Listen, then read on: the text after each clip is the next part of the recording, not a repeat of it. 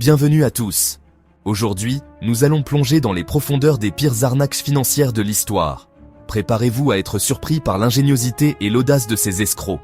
Des pyramides de Ponzi aux bulles spéculatives les plus folles, nous allons explorer les dessous de ces scandales qui ont marqué l'histoire de la finance. Attachez vos ceintures, ça va secouer. Ah Bernie, comment ne pas parler de lui quand on évoque les escrocs de génie? Imaginez un peu, pendant près de 20 ans, ce monsieur a roulé dans la farine le gratin de Wall Street, des stars d'Hollywood aux plus grandes banques. Son secret, un schéma de Ponzi d'une simplicité diabolique. Il promettait des rendements faramineux à ses clients, mais au lieu d'investir leur argent, il le gardait pour lui et utilisait l'argent des nouveaux investisseurs pour payer les anciens. Un vrai jeu de chaises musicales qui a fini par s'effondrer, laissant derrière lui des milliers de victimes ruinées et une dette de 65 milliards de dollars. Incroyable, non? On pourrait presque admirer le culot du personnage. Enron, c'était un peu le chouchou de l'Amérique des années 90. Une success story, une entreprise d'énergie promise à un avenir radieux.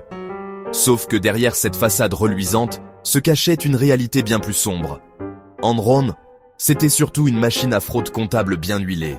Gonfler les chiffres, cacher les dettes, tout était bon pour tromper les investisseurs et les analystes financiers. Et pendant ce temps-là, les dirigeants, eux, se gavèrent de bonus et d'options sur actions. Mais comme on dit, la vérité finit toujours par éclater. En 2001, le scandale éclate au grand jour, provoquant la faillite de l'entreprise et un véritable séisme dans le monde financier.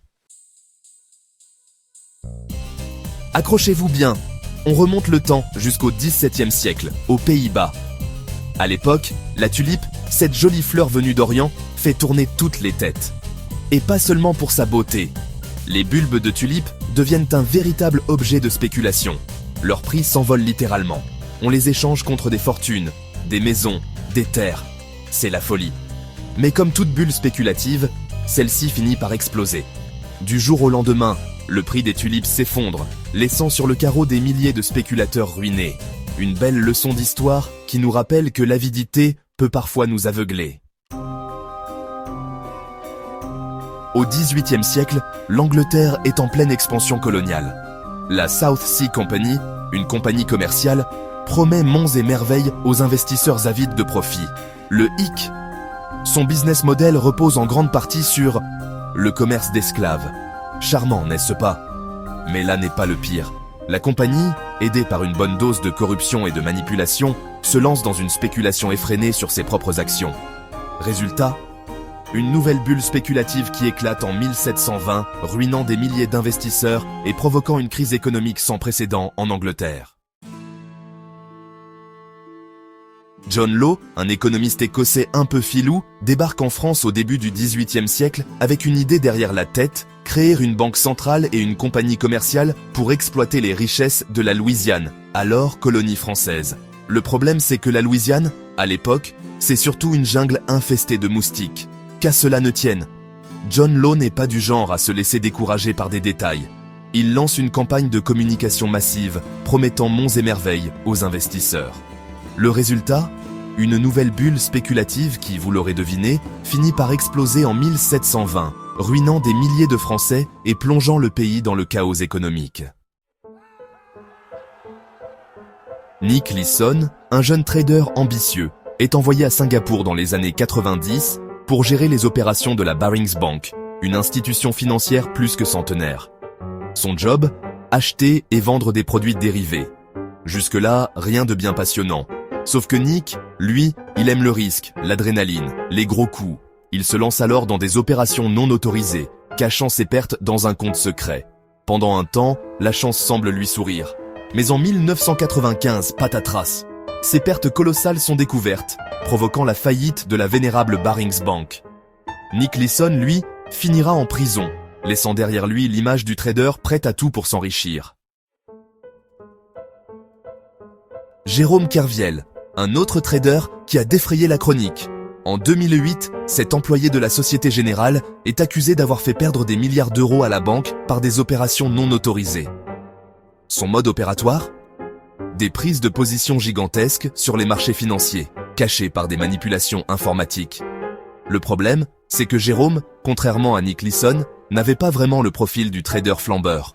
Plutôt discret, presque effacé, il clamera toujours avoir agi avec la complicité de sa hiérarchie. Vrai ou faux? Le mystère reste entier. Toujours est-il que l'affaire Kerviel a provoqué une onde de choc dans le monde de la finance, soulevant des questions sur les failles des systèmes de contrôle des banques.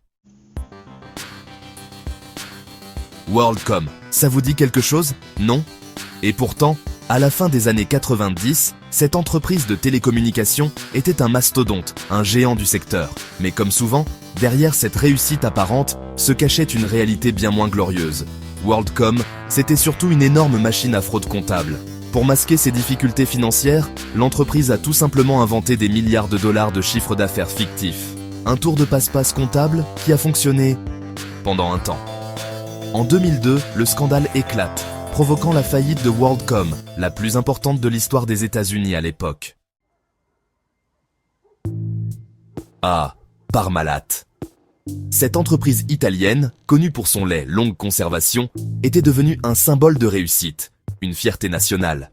Sauf que derrière les briques de lait se cachait un gouffre financier.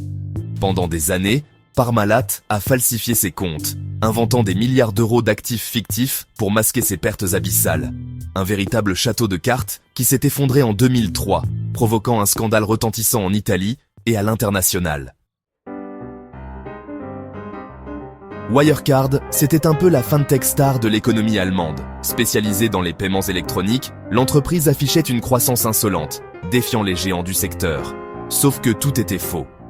En 2020, le scandale éclate. Wirecard est accusé d'avoir inventé des milliards d'euros de chiffre d'affaires. L'entreprise s'effondre, laissant derrière elle un trou béant de plusieurs milliards d'euros et une montagne de questions sans réponse. Une affaire qui a mis en lumière les failles de la régulation financière et terni l'image de l'économie allemande. Merci d'avoir regardé.